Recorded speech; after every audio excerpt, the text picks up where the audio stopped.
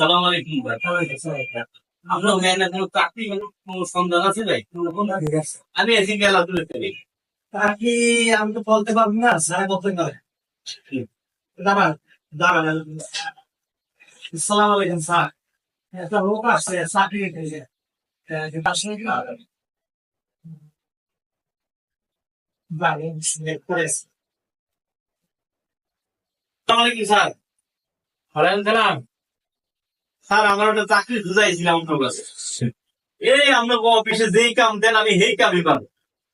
ঠিক আছে ঠিক আছে। এখানে বাড়ি নোয়াখালী স্যার। কি নিয়ে আসছো তুমি? চাকরি যেখানে আসছো তুমি কিসের চাকরি করবা? কাম জানি, ধান কাটতে জানি, গাছ উঠতে পারি, মাছ ধরতে পারি। কমায় কত কখন উঠে আইছো চাকরি করার জন্য? চাকরিকে হাতে মোয়া যে তুমি এখানে চাকরি করতে আসছো।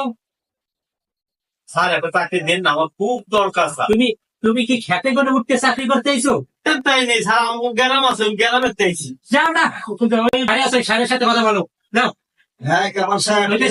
ওই দেখেন তো কোথায় যদি একটা ছেলে আছে চাকরি করবে না, কি কয় না না কয়, কাগজ নাই পত্র নাই, কিচ্ছু নাই, গেঞ্জি করে আইসে চাকরি করে। বসের লাগে কথা বলে। যে দেশে বাড়ি কোথায়? স্যার আমার বাড়ি নোয়াখালী। নোয়াখালীতে এই এসে অফিসে ঢোকে। স্যার নতুন গেঞ্জি কিনে দিছে আমার আব্বা কালকে। নতুন গেন্দে খুলে অফিসে ঢোকে, অফিসে তো প্যান্ট শার্ট খুলে ঢুকতে হয়। এই স্যার আমার একটা প্যান আছে, স্কুলের প্যান, আমি এটা পরে আইছি স্যার। যেটা খুললে খুলিয়ে যায়। এখন লেখাপড়ার যোগ্যতা কত পর্যন্ত লেখাপড়া করছেন আপনি? পড়ছি স্যার, 5 পর্যন্ত পড়ছি। ওটা এখানে 5% তো চাকরি হয় না। আর একটা চাকরি আপনার যে নিয়োগ লাগবে স্যার।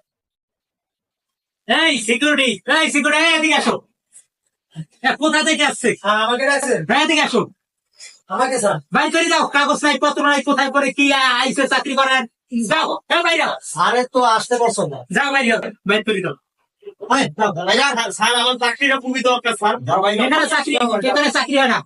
হাইট পেশে কোনো কাগজ স্যার নাই আমার পত্র নাই। একটা চাকরি লাগবে খালি একটা। ভাই যাও। আমার কথা হচ্ছে তুমি আরে আমার চাকরিটা খুবই দরকার স্যার। ভাই আমার চাকরি তো যাবো না, চাকরি এই বের করো। ঠিক আছে।